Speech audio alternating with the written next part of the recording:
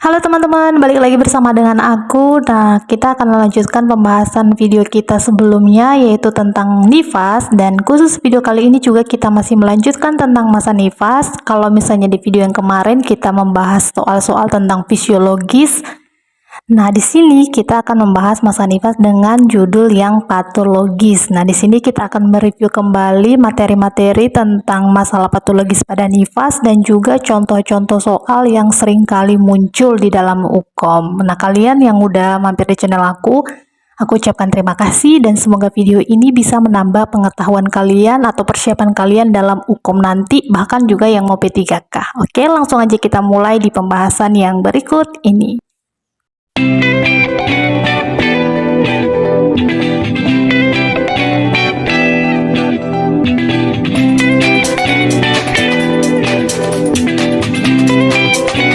Kita mulai di soal yang pertama, apakah asuhan yang perlu diberikan oleh bidan? Di sini kasusnya seorang wanita umur 25 tahun, nifas 42 hari, datang ke PMB mengatakan sudah mendapatkan haid, tidak menyusui secara eksklusif, tanda-tanda vitalnya dalam batas normal. Jadi yang ditanyakan di sini adalah fokus asuhan apa yang perlu diberikan oleh bidan. Yang A, perawatan bayi baru lahir. Yang B, memastikan ibu cukup makan dan minum. Yang C, menilai ada tidaknya infeksi masa nifas. Dan yang D, konseling KB secara dini.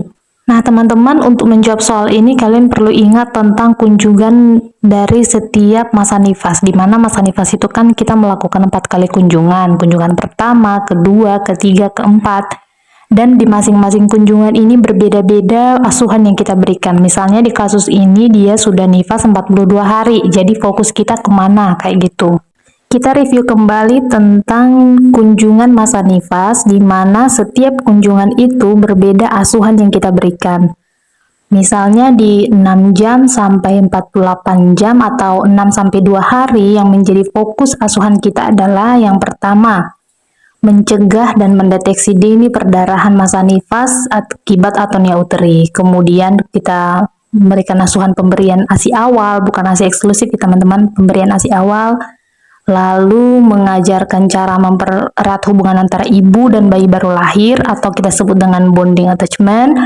Kemudian yang terakhir adalah menjaga bayi tetap sehat melalui pencegahan hipotermi. Jadi yang keempat ini adalah asuhan yang kita berikan pada 6-48 jam masa nifas. Kemudian di kunjungan yang kedua, yaitu di hari ketiga sampai dengan hari yang ketujuh atau 1 minggu, apa saja sih yang menjadi fokus asuhan kita di masa nifas kunjungan kedua?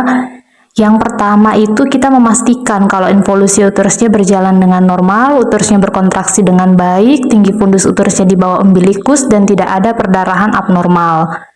Yang kedua, kita menilai adanya tanda-tanda demam, infeksi, atau perdarahan.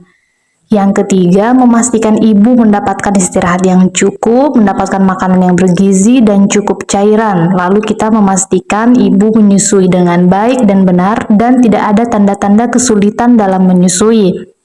Dan yang terakhir adalah memberikan konseling tentang perawatan bayi baru lahir. Nah, ini yang perlu kita perhatikan di kunjungan yang kedua. Yang berikutnya adalah kunjungan nifas yang ketiga, yaitu 8 sampai dengan 28 hari. Asuhan pada 2 minggu postpartum sama dengan asuhan yang diberikan pada kunjungan 6 hari postpartum. Artinya di kunjungan yang ketiga ini yang kita lakukan sama dengan apa yang telah kita lakukan di kunjungan nifas yang kedua. Nah, di kunjungan yang keempat atau 29 sampai dengan 42 hari atau sama dengan 6 minggu, yang menjadi fokus asuhan kita adalah kita menanyakan penyulit-penyulit apa yang dialami ibu selama masa nifas, dan kemudian kita memberikan konseling KB secara dini. Karena pada usia 6 minggu masa nifas, ibu kan reproduksinya sudah mulai kembali normal, maka kita memberikan konseling KB secara dini. Nah, sekarang kita kembali ke soal. Di sini dikatakan kalau nifasnya sudah 42 hari. Jadi fokus asuhan kita berdasarkan apa yang barusan kita bahas, yaitu adalah yang E, konseling KB secara dini. Karena di sini nifasnya sudah 42 hari. Jadi perlu kita melakukan konseling KB pada ibu untuk mencegah terjadinya kehamilan yang tidak diinginkan karena kan bayinya masih kecil. Jadi yang paling tepat di sini adalah yang E, konseling KB secara dini. Oke, kita lanjut di soal yang berikutnya. Di sini ditanyakan adalah jenis ASI apakah yang disekresikan pada kasus tersebut. Kita lihat kasusnya, Nyonya C umur 28 tahun melahirkan 2 minggu yang lalu. Datang ke PMB untuk kunjungan nifas, mengatakan ingin memberikan ASI eksklusif. Produksi ASINya di sini lancar, pengeluaran pervaginan berwarna putih, TFU-nya tidak teraba. Tekanan darahnya 120/80, nadinya 80 kali per menit, suhunya 37, pernapasannya 24 kali per menit. Apakah yang A kolostrum, atau yang B heat milk, atau yang C matur, atau yang D transisi, dan yang E for milk? Yang mana ini kira-kira teman-teman? Kita mulai mereview kembali gitu kan tentang tahapan produksi ASI, di mana pada hari pertama sampai dengan hari keempat itu kita sebut dengan kolostrum. Nah, di kolostrum ini adalah ASI yang pertama kali keluar, biasanya itu warnanya kuning kepekatan kayak gitu kan, dia biasanya kental. Nah, banyak nih ibu-ibu yang percaya mitos katanya kalau ini tuh tidak bagus untuk bayi, makanya harus dibuang gitu kan. Padahal sebenarnya ASI kolostrum itu tuh sangat bagus untuk bayi karena dia mengandung banyak antibodi gitu kan yang sangat-sangat bermanfaat untuk bayi. Nah, inilah yang dimaksud dengan ASI kolostrum, yaitu di hari pertama sampai dengan hari keempat. Kalau dia sudah lewat dari hari keempat atau hari keempat sampai hari ke-10, kita sebut dengan ASI transisi. Nah, kalau tadi kita bicara tentang kolostrum, dia mengandung banyak antibodi. Nah, pada ASI transisi, kandungan antibodinya ini tuh sudah mulai berkurang. Namun, di ASI transisi ini, ASI ini banyak mengandung kalori yang diperlukan bayi untuk proses pertumbuhannya. Kemudian, lewat dari 10 hari, kita sebut dengan ASI matur. Nah, di sini kan dia sudah melahirkan 2 minggu yang lalu, berarti dia masuk ke ASI matur. Jawabannya adalah yang C. Nah, di sini kan ada nih yang B heat milk dan juga yang E for milk itu apa gitu kan? Mungkin ada teman-teman yang udah tahu atau mungkin ada yang nggak tahu gitu kan? Kalau yang belum tahu, di sini aku mau jelasin kalau misalnya heat milk dan for milk itu adalah bagian dari ASI matur. Nah, kalau teman-teman di sini sudah ada yang pernah menyusui atau mungkin pernah lihat kalau misalnya pada saat ibu menyusui itu biasanya kan yang awal-awal keluar ASINya itu tuh dia warnanya lebih bening ya, lebih putih gitu kan. Dia awal-awal kita menyusui itu warnanya agak sedikit lebih bening gitu kan. Ini tuh yang disebut dengan foremilk. Dia itu tuh mengandung protein, laktosa, dan banyak air yang biasanya keluar pada saat awal-awal menyusui. Namun, pada saat bayinya lama-kelamaan menyusui, nanti ASINya itu berubah dia. Warnanya lebih pekat, dia sedikit warnanya agak kekuningan gitu kan. Nah, inilah yang disebut dengan heat milk. Nah, heat milk inilah yang mengandung banyak lemak. Makanya pada ibu nifas kita sarankan kalau misalnya dia pada saat menyusui itu jangan durasinya cepat atau jangan pendek-pendek dalam menyusui kayak gitu kan. Jangan dia menyusui sebentar yang kanan kemudian tiba-tiba dikasih yang kiri gitu kan.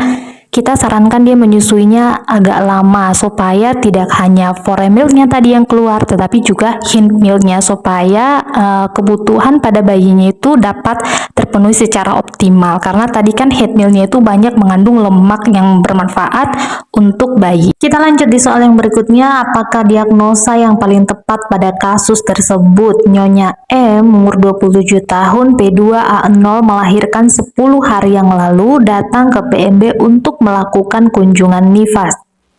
Mengeluh payudara sebelah kanannya nyeri dan sakit pada saat menyusui. Ibu merasa lesu dan tidak ada nafsu makan. Ibu takut untuk menyusui bayinya lagi. Hasil anamnesis didapatkan tekanan darahnya 100/70, nadinya 80 kali per menit, suhunya 39 derajat Celcius, pernapasannya 20, mamai kanan terlihat merah mengkilat, bengkak dan puting susunya terlihat lecet. Jadi di sini yang tanyakan adalah diagnosa yang paling tepat untuk Nyonya M itu apa? Apakah yang A mastitis atau abses payudara atau demam nifas atau bendungan payudara atau infeksi uterus?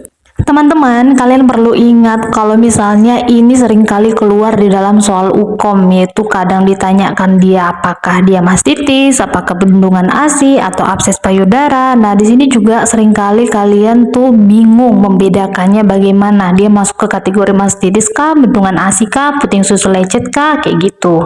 Oleh karena itu, kita perlu tahu dulu nih, kita analisis dulu soalnya di sini dia melahirkan 10 hari yang lalu. Oke, kemudian di sini keluhannya adalah payudara sebelah kanannya nyeri dan sakit pada saat menyusui, ya kan? Terus di sini tanda-tanda vitalnya juga di sini suhunya sudah sampai 39, berarti dia ini udah demam ya, udah demam tinggi. Maka ini merupakan ciri dari mastitis. Maka jawaban yang paling tepat di sini adalah yang A, mastitis. Nah, teman-teman, untuk membedakan antara bendungan ASI atau mastitis, ada beberapa ciri khasnya yang perlu kalian ingat supaya nanti lebih mudah untuk membedakan apakah dia itu masuk ke mastitis kah atau ke bendungan ASI. Kalau dia bendungan ASI, cirinya itu dia mengenai kedua payudara gitu ya. Kalau dia mastitis, dia hanya mengenai ke salah satu, bisa hanya payudara kanan atau hanya payudara kiri. Kemudian ciri yang kedua, kalau dia bendungan, dia itu berlangsung antara hari ketiga sampai dengan hari kelima postpartum. Kalau dia mastitis, dia terjadinya 2-3 minggu setelah postpartum. Ciri yang berikutnya, kalau dia bendungan, biasanya dia itu tuh bengkak, panas, nyeri, terus suhunya itu adalah kurang dari 38 atau hanya 38 derajat Celcius. Sementara kalau pada mastitis biasanya suhunya itu di atas 38. Dan ciri dari mastitis ini biasanya payudaranya itu tuh merah mengkilat kayak gitu. Jadi itulah beberapa perbedaan atau ciri khas antara bendungan ASI dengan mastitis. Dan yang satu lagi lupa, kalau misalnya bendungan ASI ini kan diakibatkan oleh ASI-nya tidak dikosongkan secara optimal gitu kan, sedangkan mastitis itu disebabkan oleh infeksi kayak gitu. Jadi bendungan yang tidak tertangani dengan tepat, dia akan berubah menjadi mastitis.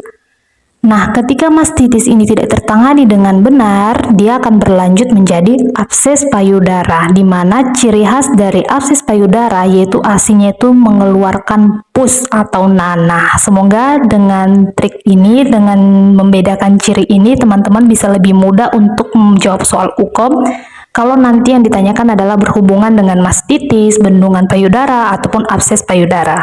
Karena di sini tadi dia sudah postpartum hari ke-10, berarti dia sudah masuk ke dalam kategori mastitis. Kemudian dia juga di sini suhunya sudah sampai 39. Berarti sudah di atas 38. Makanya kita masukkan ke diagnosa mastitis. Nah, kalau dia diagnosanya sudah kita tentukan dia mastitis, nanti kalau seandainya yang ditanyakan adalah tindakan awal apakah yang paling tepat kita lakukan, maka teman-teman bisa menjawab dengan memberikan paracetamol, karena kita bisa memberikan paracetamol dengan indikasi suhunya sudah lebih dari 38.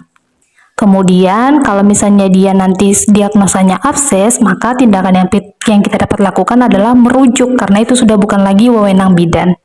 Oke, kita lanjut di soal yang berikutnya. Apakah diagnosa yang paling tepat pada kasus tersebut? Kasusnya Nyonya S, umur 25 tahun, melahirkan 10 hari yang lalu, datang ke BPM ditemani oleh suami, mengeluh nyeri hebat pada daerah paha dan kaki sulit untuk digerakkan, kulit tampak merah dan mengkilat, tanda Homanya pesini positif, tekanan darahnya 100/70, nadinya 90, pernapasannya 20, suhunya 39. Jadi di sini diagnosa apa kira-kira yang paling tepat?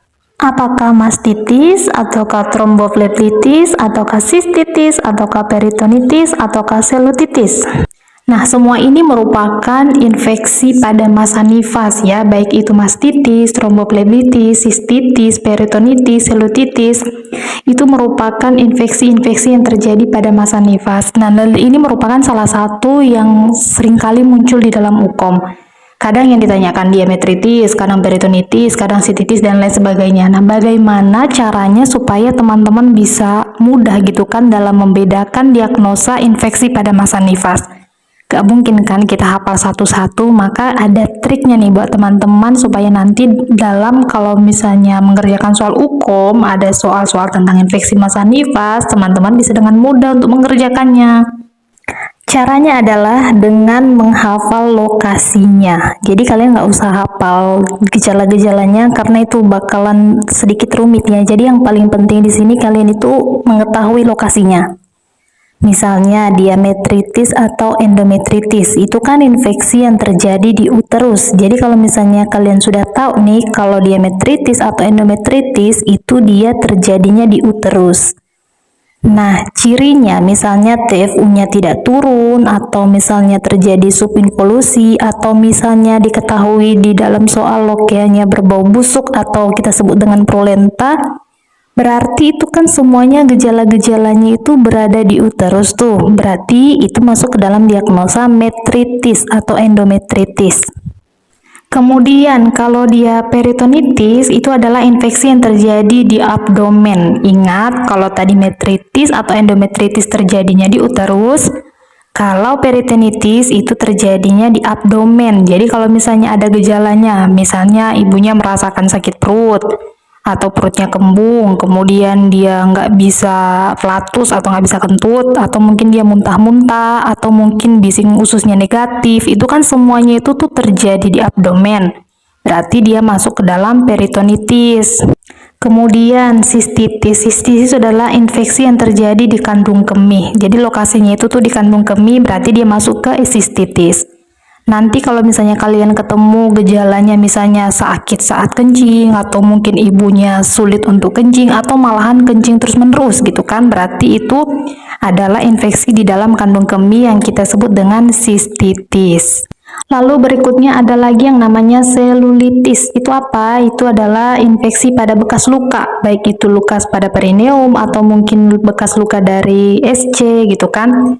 Itu juga kita sebut dengan istilah selulitis, yaitu infeksi pada bekas luka. Namun teman-teman, khusus untuk infeksi pada perineum itu juga bisa disebut dengan vulvitis. Jadi kalau misalnya nanti ada infeksi pada perineum, kalian kalau misalnya tidak ada opsinya selulitis, kalian bisa memilih vulvitis.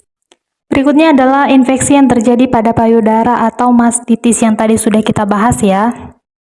Dan ada juga yang disebut dengan tromboflebitis, yaitu infeksi yang terjadi di pembuluh darah betis. Gejalanya itu misalnya kayak nyeri pada daerah kaki, betis, kulitnya tampak merah mengkilat, dan juga ciri khas dari tromboflebitis ini adalah homonnya positif.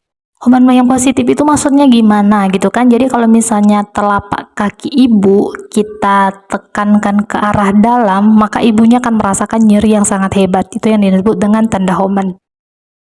Maka berdasarkan penjelasan tersebut atau berdasarkan lokasinya, kalau tadi dia metritis atau endometritis dia di uterus, peritonitis dia di abdomen, sistitis dia di kandung kemih, selulitis dia di bekas luka, mastitis dia di payudara, tromboflebitis dia di pembuluh darah betis, maka untuk soal ini kita lihat di sini nyeri hebat pada daerah paha dan kulit dan kaki sulit untuk digerakkan. Di sini juga diketahui kalau tanda Hoffmann-nya positif. Jadi, diagnosa yang paling tepat untuk kasus ini adalah yang B, tromboflebitis, yaitu infeksi yang terjadi di pembuluh darah kaki. Kita lanjut di soal yang berikutnya, apakah diagnosa yang paling tepat pada kasus tersebut? Seorang perempuan umur 22 tahun datang ke PMB habis melahirkan 1 minggu yang lalu.